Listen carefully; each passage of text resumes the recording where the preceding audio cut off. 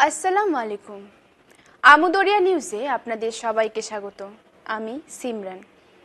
আরজি কর কাণ্ডের হস্তক্ষেপ চেয়ে জুনিয়র ডাক্তাররা চিঠি দিলেন রাষ্ট্রপতি ও প্রধানমন্ত্রীকে। পশ্চিমবঙ্গের আন্দোলনকারী জুনিয়র ডাক্তাররা রাষ্ট্রপতি দ্রৌপদী মুর্মু ও প্রধানমন্ত্রী নরেন্দ্র মোদীকে চিঠি লিখে হস্তক্ষেপ চাইলেন।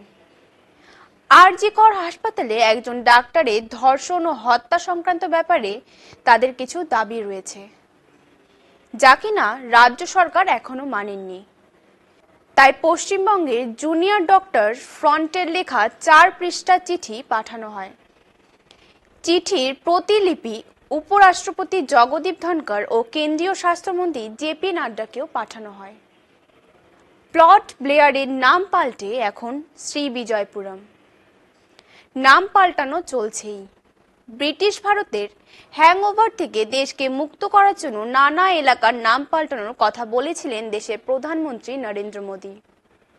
সেই মতো এবার আন্দামানের রাজধানী পোর্ট ব্লেয়ারের নাম পাল্টে করা হলো শ্রীবিজয়পুরম।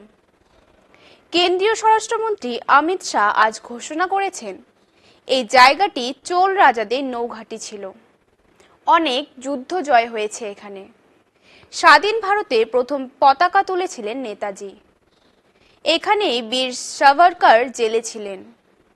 এই নাম পাল্টানোয় আন্দামানবাসীর কি প্রতিক্রিয়া হয় সেটাই দেখার বিষয়। খুনের দায়ে যাবজ্জীবন সাজাপ্রাপ্ত গ্যাংস্টার উত্তরাখণ্ডের জুনা আখড়ায় সন্ন্যাসী হিসেবে দীক্ষিত আন্ডারওয়ার্ল্ড ডন প্রকাশ পাণ্ডে অপরাধের করিডরে পিপি নামেও পরিচিত। যাবজ্জীবন কারাদণ্ড ভোগ করার সময় তোলাবাজি, ডাকাতি এবং হত্যার জন্য একাধিক বিচারাধীন মামলার মুখোমুখি হন। উত্তরাখণ্ডের আলমোড়া জালিলের সন্ন্যাসী হিসেবে দীক্ষা দেওয়া হয়। তিনি এখন প্রকাশ নামে পরিচিত। একটি আখড়া সম্প্রদায়ের অন্তত 3 জন প্রবীণ সাধক ওই সন্ন্যাস দীক্ষা দেন। কিভাবে একজন কুখ্যাত অপরাধীকে এমন একটি অনুষ্ঠান করার অনুমতি দেওয়া হয়েছিল তা নিয়েই প্রশ্ন উঠছে। কারাগারে পাণ্ডেকে উত্তরাধিকারী ঘোষণা করা হয়েছিল এবং একটি কাঠিমালা, রুদ্রাক্ষমালা এবং জাফরান পোশাক দেওয়া হয়েছিল।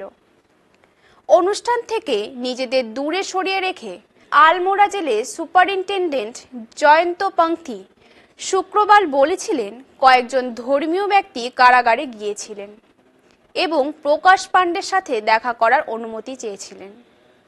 তাদের মধ্যে 3 জনকে ভিতরে যেতে দেওয়া হয়েছিল। মনে হয় তারা তার সাথে কিছু সময় কাটিয়েছেন এবং যা কিছু হোক না কেন ধর্ম নিয়ে আলোচনা করেছিলেন। আজ এই পর্যন্তই।